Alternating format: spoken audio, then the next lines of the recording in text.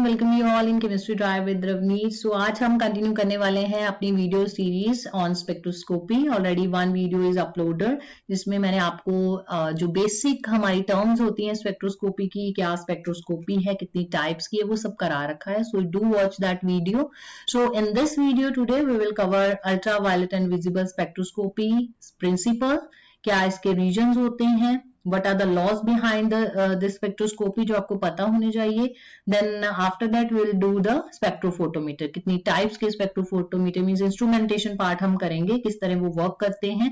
सो आपको ये वीडियो जो है इंस्ट्रूमेंट स्पेशली मुझे लगता है कि प्रैक्टिकल पर्पज से जब तक आपको पता नहीं चलेगा स्पेक्ट्रोस्कोपी का तो मतलब किसी कंसेप्ट को पढ़ने का मतलब बनता ही नहीं है जब आपको उसकी प्रैक्टिकल एप्लीकेशन नहीं पता। तो इंस्ट्रूमेंटेशन पार्ट को पढ़ना बहुत ही जरूरी है, तो वो भी मैं इस वीडियो में आपको cover कराऊंगी।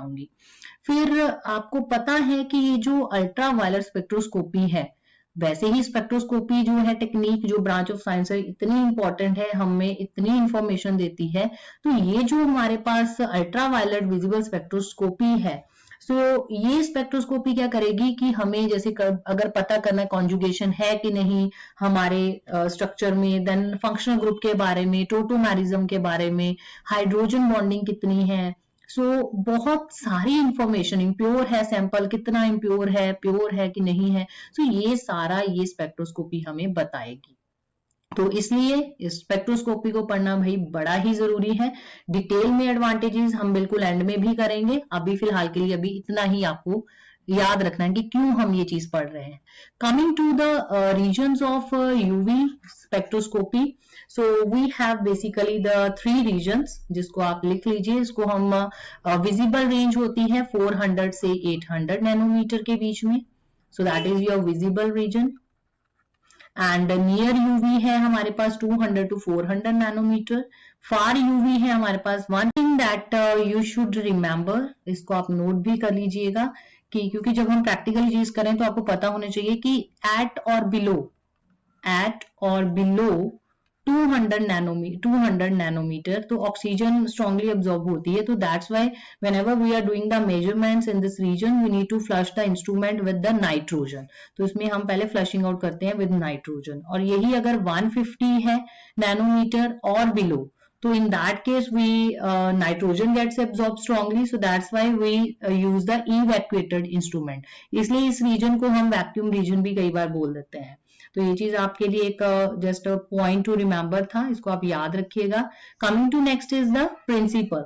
So what is the principle of this spectroscopy is basically, so principle कहता है कि जब यूवी रेडिएशन फॉल करती है, अगर आपके पास कोई सैंपल है, ठीक है, सैंपल है, सैंपल में ऑब्वियसली हमारे पास है मॉलिक्यूल, तो मॉलिक्यूल्स पे, सैंपल पे जब एक light radiation, UV radiation fall करती है, इलेक्ट्रोमैग्नेटिक रेडिएशन फॉल करती है with in the UV and the visible range, so what happen, molecule के अंदर चलो क्या है एटम्स, एटम्स के अंदर चलो क्या है इलेक्ट्रॉन्स। तो हमारी जो लाइट रेडिएशन है, +1 +2 छोटी क्लासों में पढ़ते आए हो कि लाइट में होते हैं energy packets called photons, right.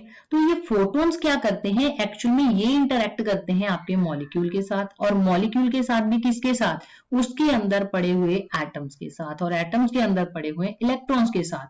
तो जैसे ही एक फोटोन जो है वो हिट करता है, कोलाइड करता है मॉलिक्यूल को, तो क्या होता है कि हमारे पास जो इलेक्ट्रॉन्स हैं, ठीक है, चाहे वो n है, पाई है, सिग्मा इलेक्ट्रॉन्स हैं, वो अपने ग्राउंड स्टेट से अपनी एक्साइटेड स्टेट में चले जाते हैं, ठीक है। अब हर फोटोन में तो ये कैपेबिलिटी नहीं है, हर बंदा जो धक्का मारेगा, ठीक है, ये हर बंदे की कैपेबिलिटी नहीं है कि वो बंदे को गिरा दे, ठीक है। किसी ने धक्का मारा, थोड़ा धीरे लग गया, वो बंदा गिरा नहीं, किसी ने धक्का मारा, वो बंदा गिर गया, ठीक है। तो इसी तरह फोटोन जो है, हर फोटोन हिट करता है, but only those photons are capable of this lead to this transition of electron from ground state to the excited state which are having the energy difference equal to E1 minus E0, वही capable होंगे, ठीक है। सो ये इसका principal है कि इसी principal पे ये काम करता है। तो अगर अब आपको कैलकुलेट करना है, ठीक है, तो बहुत जरूरी है कि फोटोन जो है वो मैच करे, वैसे ही नहीं कि हर कोई उठा के तो उनको एक्साइट करवा देगा, तो आगे अगर आपको कैलकुलेट करना है ये एनर्जी डिफरेंस का भी वैल्यू, तो वो कैसे कैलकुलेट कर सकते हो? सो सिंपली आपको पता है डेल्टा ई जो है दैट इज डिफरेंस है between the excited state energy and the ground state energy. So this is equal to H nu. Mu means you know h is Planck's constant, mu is the frequency of the radiation, and now mu is equal to c by lambda. C is simply the velocity and lambda is the wavelength of light जो आप set करोगे अपने instrument पे. अगर आपको calculate करना है अब एनर्जी एब्जॉर्ब्ड पर मोल, तो सिंपली आपको क्या करना, मोल आपको मॉलिक्यूल वाला जो पॉइंट आ गया तो Na that is Avogadro number के साथ इसको कर देना है मल्टीप्लाई. तो अब आपको एवोगैड्रो नंबर Hc सबकी वैल्यू पुट कर दो. एक आपने वेवलेंथ अपनी पर्टिकुलर सेट कर रखी होगी इंस्ट्रूमेंट पे, लेट इट. अब मैंने इंस्ट्रूमेंट पे सपोज कर लो अगर 286 सेट कर दी, ठीक है. तो यहाँ पे हम इसको कैलकुलेट करने की कोशिश करते हैं. तो Na की वैल्यू एवोगैड्रो की कितनी होती है 6.02 इंटू 10⁻23. H की value Planck's constant 6.63 into 10⁻⁻34 joule second. C की वैल्यू 3 इंटू 10⁸ मीटर पर सेकेंड एंड लैम्डा आपका होता है नैनोमीटर में. ठीक है. अब अगर मैं लैम्डा चूज कर रही हूँ भी 286 है, तो आप यहाँ पे पुट करके देख लेना, कैलकुलेट करके देख लेना. तो एनर्जी आपके पास जो कॉरस्पॉन्डिंग इसके वैल्यू आएगी दैट इज 4.18 इंटू 10⁵ जूल पर मोल. ठीक है. और इसको आप किलो कैलोरीज में अगर कन्वर्ट करोगे तो it comes out to be I think 100 kilo calories per mole. सो यहाँ से ये पता चलता है कि this much amount of energy that is sufficient to bring about the chemical change. तो इसलिए ज्यादातर जो फोटोकेमिकल रिएक्शंस होती हैं वो यूवी और विजिबल रेडिएशंस में ही की जाती हैं. एंड एट द एंड जो इलेक्ट्रॉनिक स्पेक्ट्रोस्कोपी वर्ड है, अब आपने देखा होगा कि यहाँ पे सारा जो प्रिंसिपल में, ठीक है, जो इसका पीछे ढांचा है ये पूरी स्पेक्ट्रोस्कोपी का, तो वो क्या है, एनर्जी से रिलेटेड है ना, कि हिट करेगी तो ट्रांजिशन होंगी. तो इसीलिए इसको हम इलेक्ट्रॉनिक ट्रांजिशन का खेल है सारा एनर्जी के बेस पे, तो इसलिए इसको हम इलेक्ट्रॉनिक स्पेक्ट्रोस्कोपी भी बोलते हैं. सो आई होप यहां तक तो पहले आपको क्लियर हो गया होगा. Coming to next is the laws of absorption. So laws of absorption में दो लॉज हैं हमारे पास. पहला लॉ आता है bears law and the second one is the Lambert's law. फिर हम इन दोनों को कंबाइन करेंगे. कोई भी चीज पढ़ रहे हो तो उसके बिहाइंड आपको पता होना चाहिए कि क्या सिद्धांत है, एक लॉज क्या है. रूल्स एंड रेगुलेशन ही नहीं पता होंगे तो चीज को करने का कोई फायदा नहीं है. तो हमारे पास जो बियर्स लॉ है, बियर्स लॉ क्या कहता है कि हमारे पास जो ग्राफ आता है, ठीक है, एब्जॉर्बेंस वाला जो ग्राफ आता है, तो एब्जॉर्बेंस का ग्राफ कैसे आया, किसके बेस पे आया. तो बियर्स ने हमें एक लॉ दिया था. August Beer was the scientist. तो उन्होंने कहा अकॉर्डिंग टू बियर्स कि जो एब्जॉर्बेंस है उसका रिलेशन उन्होंने दे दिया कंसंट्रेशन ऑफ योर सैंपल. सो उन्होंने कहा कि जो लाइट एब्जॉर्ब करेगा आपका सैंपल वो डायरेक्टली किसके प्रोपोर्शनल होगा, कि कितनी कंसंट्रेशन है आपके सल्यूट की.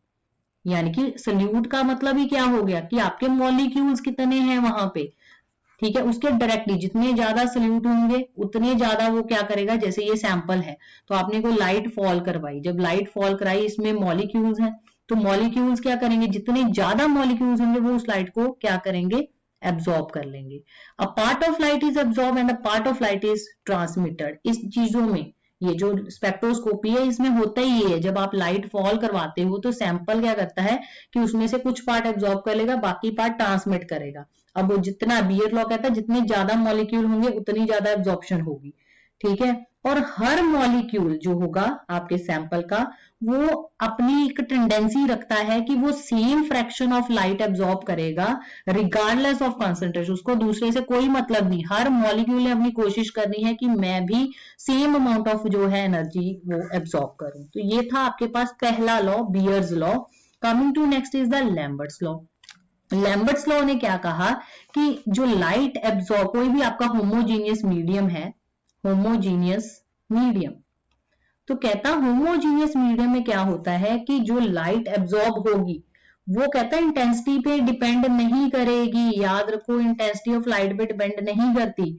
वो कहता है कि हर लेयर जो होगी उस सोल्यूशन की वो same amount of fraction of light जो है वो एब्जॉर्ब करती है। अपार्ट फ्रॉम उसको कोई फर्क नहीं है लाइट कम आ रही है, लाइट ज्यादा आ रही है, इंटेंसिटी क्या है लाइट की। तो लैम्बर्ट लॉ कहता है कि every layer of the medium will absorb the equal fraction of the light. ठीक है, ये हमें दे दिया इन्होंने लैम्बर्ट्स लॉ। अब अगर इसको हम कंबाइन करें, सो कंबाइन करने के बाद हमारे पास एक छोटी सी, मैं इसकी ना डेरिवेशन कोशिश करूंगी कि एक अलग से हम वीडियो बनाएं जिसमें हम सिर्फ इसकी डेरिवेशन ही आपको कराएं। तो for the time for your UV spectroscopy you just need to remember this formula, that is the Beer Lambert's law together. हम इसको कंपाइल करके कैसे दिखाते हैं, so you can note down that it is log I nought is equal to, इस तरह से log I nought upon I is equal to ECL and that is equal to A। तो यहाँ पे ये सारी टर्म्स क्या हैं अब जरा समझ लेते हैं। I नॉट का मतलब है, ये दिख ही रहा है आपको कि जो आपकी सोर्स ऑफ जो भी आपका लाइट है वो भी हम समझेंगे आगे। तो वहां से जो लाइट आई है वो इंसिडेंट लाइट की जो इंटेंसिटी है उसको I नॉट कहा गया है। सो फ्रैक्शन ऑफ लाइट जो है, अब हम आ जाते हैं अपने सेल पे, तो जिसमें हमारा सैंपल है, ट्यूबेट जो हमारी है, सो उसकी जो लेंथ है, ठीक है, पाथ लेंथ हम बोलते हैं इसको, path length of sample, mostly ये 1 सेंटीमीटर ली जाती है। So that path length is L। C का मतलब हो गया कंसंट्रेशन, जो ली जाएगी आपके पास मोल्स पर लीटर में। ठीक है, concentration that is in moles per litre. L आपको मैंने बोल दिया पाथ लेंथ है। ठीक है, और I यहाँ पे क्या है कि जो लाइट आपकी ट्रांसमिट हुई है, यहां से पार्ट ऑफ लाइट अब्सॉर्ब होगी, पार्ट ऑफ लाइट जो ट्रांसमिट हुई है उसकी इंटेंसिटी है। Coming to next is E is called the molar absorptivity. So molar absorptivity जो है इसको कई बार मोलर एक्सटिंक्शन कोफिशिएंट भी बोला जाता है। एक तरह से जो मॉलिक्यूल है जिसमें हम ये सारा स्टडी कर रहे हैं, हमारा सैंपल जो है, तो उसकी एक तरह से ये प्रॉपर्टी होती है मोलर एक्सटिंक्शन कोफिशिएंट। सो इसकी जो वैल्यू है मोलर, ये E की value that is molar absorptivity, basically it's value is very from 0 to 10⁻⁶ इसकी वैल्यू होती है। तो अगर हमारे पास वैल्यू 10⁻⁴ से ऊपर तक जाती है, ठीक है, अबव होती है, तो हम कहते हैं हाई इंटेंसिटी एब्जॉर्प्शन हुई है। और अगर वैल्यू 10⁻³ से कम है तो हम कहते हैं लो इंटेंसिटी एब्जॉर्प्शन है। तो ये बस इतना सा याद रखिएगा। तो इसकी आप वैल्यू यहां से पता कर सकते हो, इसको जस्ट रीअरेंज करके। तो कई बार हमारे पास ये होता है कि इतना मोलर आपको सोल्यूशन दिया है, सेल की इतनी लेंथ है, इतने नैनोमीटर की लाइट है, सो आप वहां पे ई मैक्स कैलकुलेट करो। तो उसका मैं एक फॉर्मूला आपको बता देती हूँ। आप अगर लाइक इन एग्जामिनेशन जो हमारे पास कॉम्पिटिटिव होते हैं उसके लिए आप इसको नोट कर लो, बस इतना सा फॉर्मूला, यहाँ से आप ई मैक्स कैलकुलेट कर सकते हैं if you know the path length, concentration and the lambda. So you can calculate the molar absorptivity, ये कितनी हमारे पास जो है एब्जॉर्प्शन हुई है। तो then after that uh, obviously uh क्या है हमारे पास, दैट इज द एब्जॉर्बेंस। तो absorbance and also called optical density, optical density. So इसकी वैल्यू बेसिकली 0 to 2 के बीच में आती है। So this was the whole about your like Beer's Lambert's law. तो याद रखिएगा, बियर्स लॉ कंसंट्रेशन के बारे में बताया उसने, लैम्बर्ट्स लॉ ने लेयर्स के बारे में बताया कि किस तरह होमोजीनियस मीडियम में लेयर्स कैसे एक्ट करेंगी, ठीक है, टू द लाइट जो उस पर इंसिडेंट की गई है। फिर हमने ये फॉर्मूला निकाला है log I nought by I ECL that is also equal to A। सारी टर्म्स मैंने आपको बताई है, जिसमें से एक मोलर एब्जॉर्प्टिविटी, कई बार 1 मार्क जैसे BSc लेवल पे 1 मार्क का क्वेश्चन भी कह देते हैं मोलर एब्जॉर्प्टिविटी क्या होता है या मोलर एक्सटिंक्शन कोएफिशिएंट क्या है। So that is simply the property of the sample that you are analysing under this UV spectroscopy. Then coming to next is the spectrophotometer.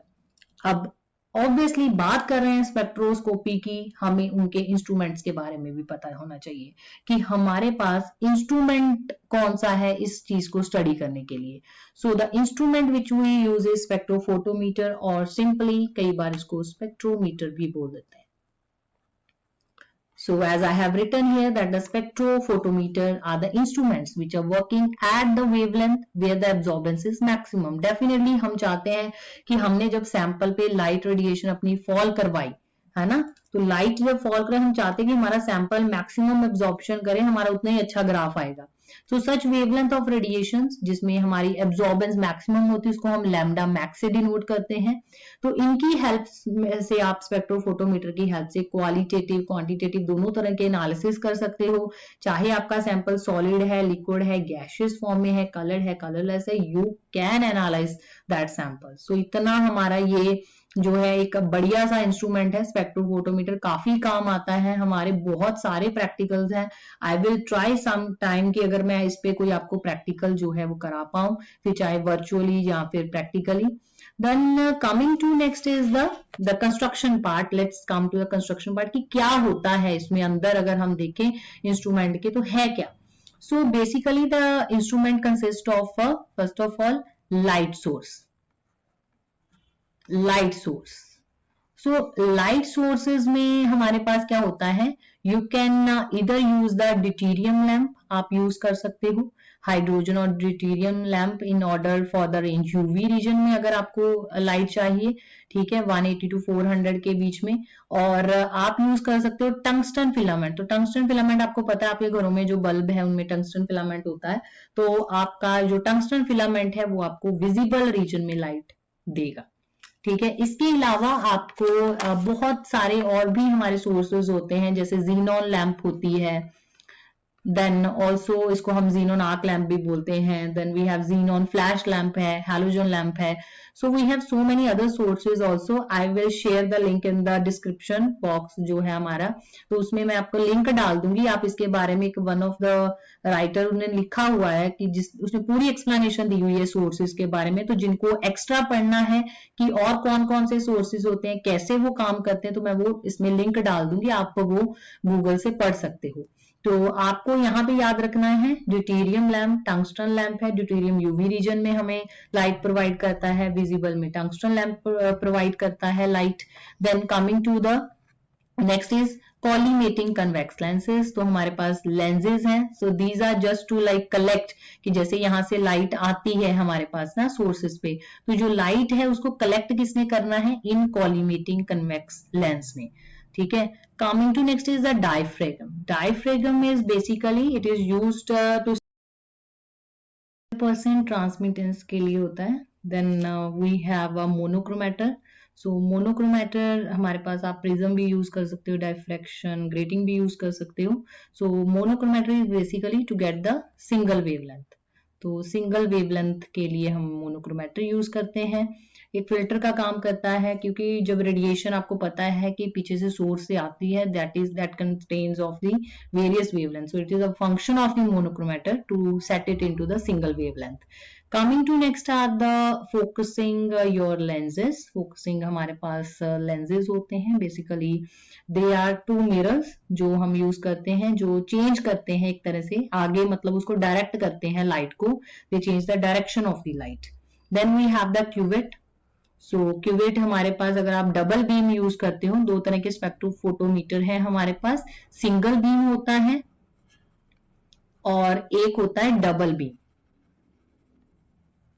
तो सिंगल बीम डबल बीम में अगर आप double beam use करते हो तो हम दो cuvette use करते हैं, जिसमें एक में हमारा रहता है सैंपल सोल्यूशन और एक में हमारा ब्लैंक रहता है। ब्लैंक मींस आपका जो सॉल्वेंट होगा सिर्फ। तो जो सिंगल बीम होती है उसमें हम एक ही क्यूवेट यूज करते हैं। देन फोटो सेल्स हैं हमारे पास, फोटोवोल्टिक सेल्स हैं। Then after that like your जो भी क्यूवेट पे रेडिएशन पड़ी है वो फिर आगे जाके किस पे पड़ेगी, फोटो सेल्स पे, ठीक है। फिर एब्जॉर्प्शन होगी, लाइट ट्रांसमिट होगी, ट्रांसमिट के बाद लाइट को डिटेक्टर डिटेक्ट करेगा। अगर आपको सिग्नल वीक लग रहा है तो एम्पलीफायर उसको एम्पलीफाई कर देगा और आपका रिकॉर्डर जो है उसको रिकॉर्ड करेगा। तो फोटो सेल्स का जो काम था वो है कि जो ट्रांसमिट ऑब्वियसली जो लाइट है उसको वो आगे जाके फोटो जो सेल्स हैं या जो फोटो कैथोड है वो उसको कन्वर्ट करेगी किसमें, जैसे यहाँ गैल्वेनोमीटर दिख रहा है तो करंट में कन्वर्ट करेगा। तो एक्चुअली वो करंट जो है, ठीक है, that is amplified and which is visible to you in the form of absorbance और optical density. Clear? So this is the whole about the like just the जो इसके पार्ट्स हैं हमारे पास, जो इंपॉर्टेंट पार्ट्स हैं। So obviously the absorption spectrum की अगर हम बात करें तो that is the percentage of radiation that is absorbed और transmitted by the sample solution.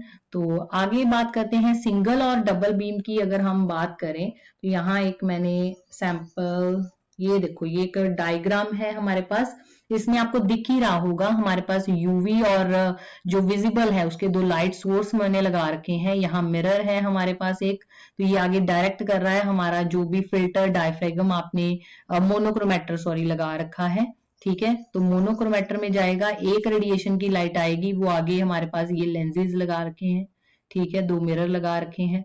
तो मिरर क्या करेगा, हमारे पास दोनों मिरर हैं, यहाँ ये दो क्यूबिट है, ठीक है। ये एक तरह से डबल बीम स्पेक्ट्रोफोटोमीटर का डायग्राम है, ब्लॉक डायग्राम सॉर्ट ऑफ है। तो यहाँ पे रेफरेंस सोल्यूशन है, सैंपल सोल्यूशन है, फिर उसके बाद लाइट आप देख रहे हो आगे हमारे फोटो जो सेल्स हैं, बेसिकली फोटो डायोड्स के यू कैन यूज, तो उस पे फॉल कर रही है। उस पे फॉल करने के बाद मतलब यहाँ सैंपल पे लाइट जब फॉल की तो पार्ट ऑफ लाइट एब्जॉर्ब हो जाएगी, जो आगे ट्रांसमिट होगी वो इन पे पड़ेगी, ठीक है, फोटो डायोड्स पे। तो ये क्या करेंगे, उसको करंट में कन्वर्ट करेंगे जब हीट अप होंगे। तो करंट में कन्वर्ट करने के बाद क्या करेंगे, वो लाइट जो है आगे फर्दर डाटा प्रोसेसिंग होगी, डिटेक्टर एम्पलीफिकेशन होगी। एम्पलीफिकेशन होने के बाद कितनी लाइट एब्जॉर्ब हुई है, कितनी ट्रांसमिट हुई है, वो एक स्पेक्ट्रा की फॉर्म में आपके पास आ जाएगी। इसको आप और भी क्लैरिटी से जो अगर देख सकते हो ये इस डायग्राम में, तो जो मैंने आपको ऊपर बताए थे, तो दिस इज द डायरेक्शन, पहले यहाँ फॉल करेगा, ये आप देख रहे हो किस तरह आगे कॉलीमेटिंग लेंस से पास होता होता डायफ्रेगम उसको सिंगल वेवलेंथ का करके डायफ्रेगम से पास होके मोनोक्रोमेटर पे फॉल की है, सिंगल वेवलेंथ की लाइट हो गई।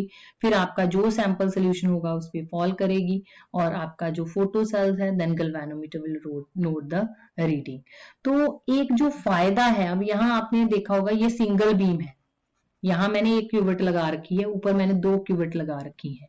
तो एक्चुअल में क्या होता है कि जो लाइट आपके मोनोक्रोमेटर से आती है, अगर आप डबल बीम की बात करोगे तो डबल बीम में जो लाइट आपकी मोनोक्रोमेटर से आई है, जैसी लाइट थी ये स्प्लिट हो गई, ये देखो यहाँ पे स्प्लिट हो गई थी, है ना लाइट आपके पास, एक रेफरेंस सेल में से चलेगी, ठीक है, और एक आपका जो सैंपल था वहां से लाइट पास की। तो जो हमारे पास फोटो सेल्स के बाद जो आपके पास है यहाँ पे नोट होगा, जो भी डाटा प्रोसेसिंग होगी, वहां पे अपने आप इंस्ट्रूमेंट जो एब्जॉर्प्शन नोट करेगा वो सब्ट्रैक्ट करके करेगा कि जो सॉल्वेंट की from the that of the sample, ठीक है। तो ये इसमें डबल बीम में होता है, जबकि यहाँ पे अगर आप सिंगल बीम में देख रहे हो, ठीक है, उसमें मेरे पास एक ही क्यूबिट है। अब यही तो इसका एक ड्रॉबैक है सिंगल बीम का, कि डबल बीम में हमें क्या करना पड़ता है, हम एक बार कैलिब्रेशन कर देते हैं तो हमें बार बार कैलिब्रेशन करने की जरूरत नहीं होती। डबल बीम में एक बार कैलिब्रेशन कर दी, ठीक है, आपने अपना जो सैंपल सोल्यूशन ले लिया, उसको अलग अलग वेवलेंथ पे आप उसको नोट कर लो, ठीक है, उसकी रीडिंग नोट करते जाओ। बट जो सिंगल बीम वाला है इसमें क्या है, आपको हर बार कैलिब्रेशन करनी पड़ेगी, हर बार पहले आपको कैलिब्रेट करना पड़ेगा, ब्लैंक लेना पड़ेगा, फिर उसके बाद क्लीन करके दोबारा से आप अपना सैंपल लेते हो, ठीक है, तब आपको जाके मतलब ट्रांसमिशन आपकी नोट होगी। तो एक तरह से काफी ज्यादा टीडियस, एक टाइम कंज्यूमिंग प्रोसेस हो जाता है सिंगल बीम के केस में, जबकि डबल बीम में आप वही चीज थोड़े कम टाइम में कर लेते हो। दूसरी जो एक ड्रॉबैक ये है कि जो सिंगल बीम है इसमें जो रेडिएंट एनर्जी है, जो एनर्जी की इंटेंसिटी है, अगर आपकी वोल्टेज पीछे से चेंज हो रही है तो काफी एनर्जी में जो है इंटेंसिटी में फ्लक्चुएशन आता है, जबकि that is not the case of the double beam. तो उसमें इतनी ज्यादा जो है फ्लक्चुएशन इंटेंसिटी में नहीं होती। और मोर ओवर सिंगल बीम में आपको वेवलेंथ हर बार सेट करनी पड़ती है, जबकि वहां पे सिंपली आपने वेवलेंथ सेट कर दी, ठीक है, वो आपको सब्ट्रैक्ट करके आंसर दे देगा डबल बीम में। तो काफी ज्यादा मतलब मेरे को लगता है कि डबल बीम स्पेक्ट्रोफोटोमीटर, तभी आजकल अगर आप कॉलेजेस में भी जाओगे, बड़े बड़े even you go to the research labs, तो वहां डबल बीम ही यूज करते हैं, क्योंकि किसी के पास इतना ज्यादा टाइम भी नहीं है कि वो एक एक क्यूबिट बार बार क्लीन करे, पहले सैंपल डाले, पहले ब्लैंक डाले, फिर sample. So that's why in order to save the time also and to get better spectra, so we prefer always double beam spectrophotometer.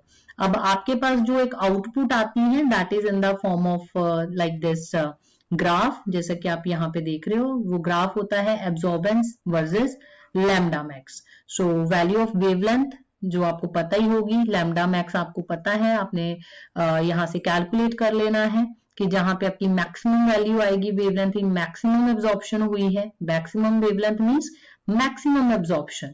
तो इस तरह से हमें एक क्वालिटेटिव एनालिसिस मिल जाता है। जब आपको वैल्यू ऑब्जॉर्बेंस की पता चल जाएगी, आप कंसंट्रेशन सॉल्यूशन की पता कर सकते हो। फॉर्मूला मैंने आपको ऑलरेडी ऊपर बता रखा है, लॉग वाला, I naught by I is equal to absorbance. तो वहां से आप ये भी पता कर सकते हो कंसंट्रेशन सॉल्यूशन की। तो क्वांटिटेटिव एनालिसिस भी आपको एक तरह से पता चल जाता है। So this was whole about the principle about the spectrophotometer. अब स्टिल अगर मैंने कुछ स्किप कर दिया हो तो आप जहां आप कुछ चाहते हैं कि मैं इंस्ट्रूमेंटेशन में और एक्स्ट्रा बताऊं, so do share in the comment section. If you like the video तो आप शेयर लाइक जरूर करें। एंड नेक्स्ट में हम कवर करेंगे, मतलब स्टेप वाइज चलेंगे, हम ज्यादा भागेंगे नहीं कि 2-2 घंटे की वीडियो बना दें और एक वीडियो में सारा काम खत्म कर दें। तो धीरे धीरे से सैंपल टेक्निक हम आगे पता करेंगे कि कैसे सैंपल तैयार कैसे करते हैं।